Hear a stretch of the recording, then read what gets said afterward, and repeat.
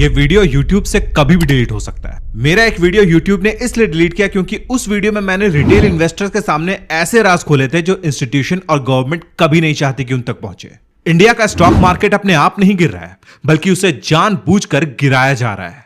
Taiwan, US, Brazil, हर जगह का stock market बढ़ रहा है। फिर इंडिया में ऐसा क्या प्रॉब्लम है कि FIIs 2024 से आज तक सेल कर रही है? सबसे पहला रीजन है बैड अर्निंग्स ग्रोथ। पिछले 2 साल से इंडिया का रिजल्ट सीजन इतना खराब हो गया है कि किसी भी फंड हाउस ने एक्सपेक्ट ही नहीं किया था कि रिजल्ट इतना खराब होगा। 2021 में म्यूचुअल फंड्स ने एक्सपेक्ट किया था कि इंडिया का अर्निंग्स 25% से बढ़ेगा, लेकिन एक्चुअल अर्निंग्स 40% से बढ़ गया था। 2022 में एक्सपेक्टेशन था 8.6%, लेकिन एक्सपेक्टेशंस को बीट करते हुए इंडिया ने फिर से 18% का अर्निंग ग्रोथ दिखाया। 2023 में फंड हाउसेस ने अपने एक्सपेक्टेशन को काफी बढ़ाया और कहा कि इंडिया इस बार 19% के रेट से अर्निंग्स ग्रोथ दे रहा है और एक्चुअल ग्रोथ भी 19-20% के आसपास ही था। 2024 में पहली बार एक बहुत बड़ा डिफरेंस आया। फंड हाउसेस ने कहा कि इंडिया की अर्निंग्स ग्रोथ इस बार 15% के आसपास होगी, लेकिन जब एक्चुअल डेटा आया तो सब हैरान रह गए। इंडिया का अर्निंग्स ग्रोथ था सिर्फ 4.5% का। और 2025 में एक ऐसा ही केस हुआ जहां फंड हाउसेस ने कहा कि इंडिया 15% के रेट से ग्रो करेगा, लेकिन एक्चुअल ग्रोथ था सिर्फ 7.2 का। यह देखने के बाद आपके दिमाग में एक चीज आ रही होगी कि क्या म्यूचुअल फंड्स को कोई आइडिया नहीं है कि इकोनॉमी में क्या चल रहा है? वो 25% का एक्सपेक्टेशन देते हैं, एक्चुअल ग्रोथ 40% का आ रहा है। वो 15% बोल रहे हैं, एक्चुअल ग्रोथ 4.5% का आ रहा है। यह किसी हद तक तो सच है, लेकिन असल सच्चाई इसके बहुत ऊपर है।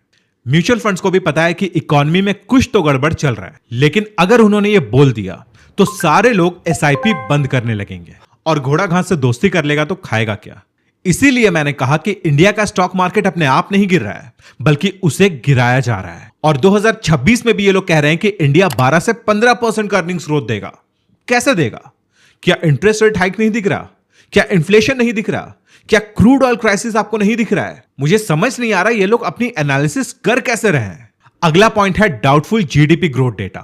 ये पॉइंट इतना कंट्रोवर्शियल है कि मैं इसमें खुल के बात नहीं कर सकता। मैं दबे आवाज में सारी चीज कहूंगा और आपको मेरे एक एक लाइन पे गौर करना है। आप सब ने यह बात पढ़ा होगा कि किसी देश की इकोनॉमी अलग अलग सेक्टर से मिलकर बनती है, जैसे ऑटो, केमिकल्स, मेटल्स, टेक्सटाइल वगैरह वगैरह। अब एक सेक्टर अलग अलग इंडस्ट्री से मिलकर बनती है।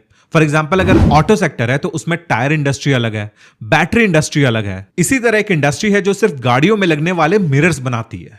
अब वो एक इंडस्ट्री अलग अलग कंपनी से मिलकर बनी है। पिछले पॉइंट में मैंने आपको बताया था कि इंडिया की अर्निंग्स ग्रोथ बहुत ही बुरी है, मतलब कंपनी लेवल में ही प्रॉब्लम है। तो जब कंपनी लेवल में ग्रोथ नहीं है तो इंडस्ट्री में भी ग्रोथ नहीं होगा, और जब इंडस्ट्री में ग्रोथ नहीं है तो सेक्टर भी ग्रो नहीं करेगा। और जब कोई सेक्टर ही ग्रो नहीं कर रहा है तो GDP 7.7% से कैसे ग्रो कर रहा है? या तो कोई ऐसा सेक्टर है जो 50% के रेट से ग्रो कर रहा है, लेकिन उसके बारे में किसी को नहीं पता, या फिर यह डेटा ही गलत है। ऐसा मैं इसलिए कह रहा हूं क्योंकि रिसेंटली IMF ने भी कहा कि इंडिया के GDP ग्रोथ कैलकुलेट करने का मेथड आउटडेटेड है। और इसके अलावा कई सारे रिसर्च इंस्टीट्यूट्स ने कहा कि इंडिया का GDP ग्रोथ ओवर एस्टिमेटेड है। प्रोफेसर अरुण कुमार, जो इंडिया के जाने माने इकोनॉमिस्ट हैं, उनका कहना है कि इंडिया का GDP ग्रोथ 8% नहीं बल्कि 2.5 से 3% है। सिर्फ इतना ही नहीं, इंडिया के former chief economic adviser Arvind Subramanian का भी कहना है कि इंडिया का GDP ग्रोथ 2% से ओवर एस्टिमेटेड है। यानी इनके अकॉर्डिंग इंडिया का एक्चुअल GDP ग्रोथ सिर्फ 4% है। अब आपको थोड़ा थोड़ा क्लियर होना शुरू हो गया होगा कि FIIs इंडिया छोड़कर क्यों जा रहे हैं, लेकिन जो अगला पॉइंट मैं बताने वाला हूं उससे पूरी तरह से क्लियर हो जाएगा कि FIIs इंडिया क्यों छोड़कर जा रहे हैं। अगला पॉइंट है इंडिया इज एक्सपेंसिव। देखिए, FIIs इंडिया इसलिए नहीं छोड़ रहे हैं कि इंडिया की इकोनॉमी कोई खराब है, बिल्कुल नहीं। वो इसलिए इंडिया छोड़ रहे हैं क्योंकि इंडिया का मार्केट अभी एक्सपेंसिव है। जैसे ही इंडिया का मार्केट सस्ता होगा वो वापस आ जाएंगे। गोल्डमैन सैक्स के अकॉर्डिंग साउथ कोरिया इस साल 320% का अर्निंग्स ग्रोथ देने वाली है और उसका फॉरवर्ड PE है सिर्फ 9 का। PE कम होने का मतलब है कि मार्केट अभी सस्ता है। ब्राजील के मार्केट ने 13% का अर्निंग्स ग्रोथ दिया है और वो 11 के PE पे मिल रहा है। चाइना 18% का अर्निंग्स ग्रोथ दे रही है और वो भी 9-10 के PE पे अवेलेबल है। और इंडिया इस साल 7 से 10% का अर्निंग्स ग्रोथ शो करेगी और वो भी अभी 20-21 के PE पे अवेलेबल है। अब आप इंडिया को दूसरे मार्केट से कंपेयर कीजिए। जब बाकी मार्केट इतने सस्ते वैल्यूएशन में अवेलेबल है तो FIIs इंडिया में इन्वेस्ट अभी क्यों करेगी? याद रखना, प्राइस के कम होने से मार्केट सस्ता नहीं होता, क्योंकि प्राइस हमेशा अर्निंग्स को फॉलो करता है। अगर प्राइस कम हो रहा है इसका मतलब है कि अर्निंग्स भी खराब आ रही है, वरना क्यों लोग बेच के जाएंगे। आप हिस्ट्री उठाकर देखिएगा कि जब भी इंडिया का अर्निंग्स ग्रोथ अच्छा हुआ है, एफआईआईज हमेशा वापस आए हैं। देखिए एक बात को समझ लीजिए, पूरा स्टॉक मार्केट अर्निंग्स ग्रोथ का गुलाम है। जी हां, अगर अर्निंग्स ग्रोथ अच्छा आएगा तो स्टॉक मार्केट ऊपर जाएगा, अगर अर्निंग्स ग्रोथ खराब आएगा तो स्टॉक मार्केट नीचे आएगा। अगर आपको बस इतना पता चल गया, आपको 80% स्टॉक मार्केट क्लियर हो गया। याद रखिएगा कि जितना भी जितने भी आप देखेंगे बड़े बड़े बुल मार्केट्स हैं, वो हमेशा एक अच्छे अर्निंग्स ग्रोथ से शुरू हुए हैं।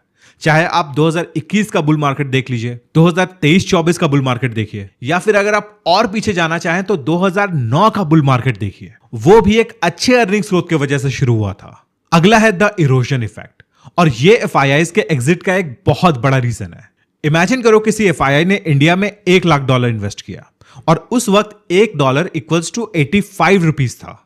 तो इसका मतलब है कि उन्होंने 85 लाख इन्वेस्ट किया और इंडियन मार्केट एक साल में रफली 15% का रिटर्न देता है। तो अगले साल उनका 85 लाख बन जाएगा 97,75,000, यानी उनको 12,75,000 का प्रॉफिट हुआ। अब इस प्रॉफिट में हम 15% का एसटीसीजी लगाते हैं। देखिए इसमें मैं एक फ्लैट टैक्स ले रहा हूं 15% का, क्योंकि कई केसेस में एसटीसीजी 20% भी होता है, कई में कम भी होता है। और इस कैलकुलेशन में मैं ब्रोकरेज और सिक्योरिटी ट्रांजैक्शन टैक्स ये सब में से कुछ भी इंक्लूड नहीं कर रहा। तो 12,75,000 में 15% टैक्स बना 1,91,250, यानी अब उनका एक्चुअल प्रॉफिट बना 10,83,750। तो अब उनका फाइनल अमाउंट बना 95,83,750।